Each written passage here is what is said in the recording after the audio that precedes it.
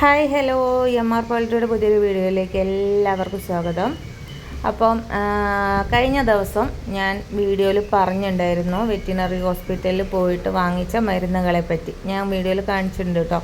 അപ്പോൾ ഇത് പിന്നെ കാൽസ്യം, ആ റോസ് മരുന്ന് കാൽസ്യം, അത് ഒരു ബ്ലാക്ക് ആയി കാണുന്നത് പിന്നെ വൈറ്റമിനാണ്. പിന്നെ ആ ഒരു പച്ചക്കുപ്പിയിലുള്ളത് നമ്മൾക്ക് കോഴികൾക്ക് ഈ കഫക്കെട്ട് അങ്ങനെ പല ബുദ്ധിമുട്ടുകളും ഉണ്ടാവുമല്ലോ, ആ ഇതിനൊക്കെ കൊടുക്കാൻ പറ്റുന്ന മരുന്നുകളാണ് കേട്ടോ. അതിൻ്റെ എങ്ങനെയാണ് കൊടുക്കേണ്ട രീതിയൊക്കെ ഞാൻ പറഞ്ഞിട്ടുണ്ടായിരുന്നു കഴിഞ്ഞ വീഡിയോയിൽ. ഈ വീഡിയോയിൽ ഞാൻ പറയാം. അപ്പോൾ ഞാനിപ്പോൾ ഇവിടെ ചോറ് എടുത്ത് വെച്ചിട്ടുണ്ട്. ചോറ് നമ്മളെ തലേന്നത്തെ ചോറാണ് കേട്ടോ. അതിൻ്റെ കൂടെ കുറച്ച് നമ്മളെ അടുക്കള വേസ്റ്റും കാര്യങ്ങളും എല്ലാം അതിൻ്റെ ഇടയിലായിട്ടുണ്ട് കേട്ടോ. അപ്പം ഇവർക്ക് കൊടുക്കാൻ വേണ്ടിയിട്ട് ഞാൻ എടുത്ത് വെക്കുന്ന ഇതൊക്കെ തന്നെയാണ്. ഈ പിന്നെ കുറച്ച് ചോറുണ്ടാവും, പിന്നെ ഈ അടുക്കള വേസ്റ്റും കാര്യങ്ങളും ഉണ്ടാവും, പിന്നെ ഗോതമ്പ് എല്ലാം കൂടിയാണ് ഞാൻ കൊടുക്കാറ്. ഇപ്പം ഞാൻ നമ്മളെ ഈ മരുന്ന് ഒരു 10 ml വീതം നമ്മളെ കോഴികൾ എത്ര എണ്ണം ഉണ്ട് നോക്കിയിട്ട് അതിനനുസരിച്ച് എടുക്കണം കേട്ടോ. എല്ലാ കോഴികൾക്കും കിട്ടണമല്ലോ, അല്ലാതെ നമ്മൾ എടുത്തിട്ട് കാര്യമല്ല.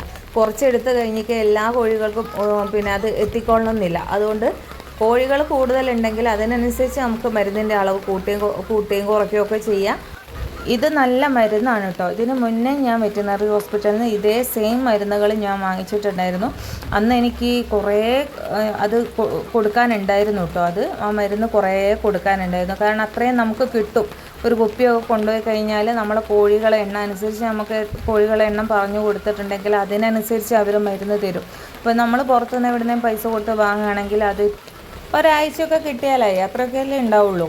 പിന്നെ കുറഞ്ഞ ക്വാണ്ടിറ്റി അല്ലേ നമുക്ക് ആ ഇതിലുണ്ടാവുള്ളൂ. പക്ഷേ ഇത് ഒരുപാട് നമുക്ക് കൊടുക്കാനുണ്ടാവും കേട്ടോ. കുറേ നാളത്തേക്ക് നമുക്കിത് ഒരു പ്രാവശ്യം വാങ്ങിക്കഴിഞ്ഞാൽ കുറേ നാളത്തേക്ക് നമുക്കിത് ഉണ്ടാവും, അവിടെ സ്റ്റോക്ക് വെക്കാനുണ്ടാവും. പിന്നെ ഇപ്പോൾ ഇത് ആഴ്ചയിൽ 1-2 വട്ടമൊക്കെ ആയിരിക്കുമല്ലോ നമ്മളിങ്ങനത്തെ മരുന്നുകളൊക്കെ കോഴികൾക്ക് കൊടുക്കുക. പക്ഷേ ഞാൻ ദിവസേന കുറച്ച് എന്തായാലും പിന്നെ ഇങ്ങനെ ഭക്ഷണത്തിൽ ചേർത്ത് കൊടുക്കും കേട്ടോ. കാരണം എന്താണെന്ന് വെച്ചാൽ പുറത്ത് വിടുന്ന കോഴികളാണെങ്കിൽ അവർക്ക് പുറത്ത് നിന്ന് അവർ ചിന്തിപ്പെറുക്കി കിട്ടുന്ന ഇതിൽ തന്നെ ഉണ്ടാവും കാൽസ്യവും വൈറ്റമിൻ എന്നും പറഞ്ഞിട്ട് എല്ലാം കിട്ടും. പക്ഷേ ഇത് നമ്മൾ ആ ഉള്ളിലിടുന്ന കോഴികളല്ലേ, പുറത്ത് അങ്ങനെയൊന്നും വിടുന്നില്ലല്ലോ. അപ്പോൾ അവർക്ക് ഡെയിലി കൊടുത്തു കഴിഞ്ഞിട്ടെങ്കിൽ അതിൻ്റെ ഗുണങ്ങൾ എന്തായാലും ഉണ്ടാവും. കാരണം ഞാൻ ഇപ്പോൾ ഡോക്ടറോട് ചോദിച്ചിട്ടുണ്ടായിരുന്നു, ഈ മുട്ടയിടാത്ത കോഴികൾക്കൊക്കെ എന്തുകൊണ്ടാണ് മുട്ടയിടാത്തതും, മുട്ടയിടാത്ത കോഴികൾക്ക് എന്തെങ്കിലും മരുന്ന് കൊടുക്കാനുണ്ടോ എന്ന് ചോദിച്ച സമയത്ത് അന്ന് ഡോക്ടർ പറഞ്ഞതും ഈ കാൽസ്യം കൊടുക്കാനാണ് കേട്ടോ. അപ്പോൾ കാൽസ്യത്തിൻ്റെ കുറവോ കാര്യങ്ങളോ വന്നു കഴിഞ്ഞാൽ ഇവർ മുട്ടയിടുന്നത് നിർത്തും.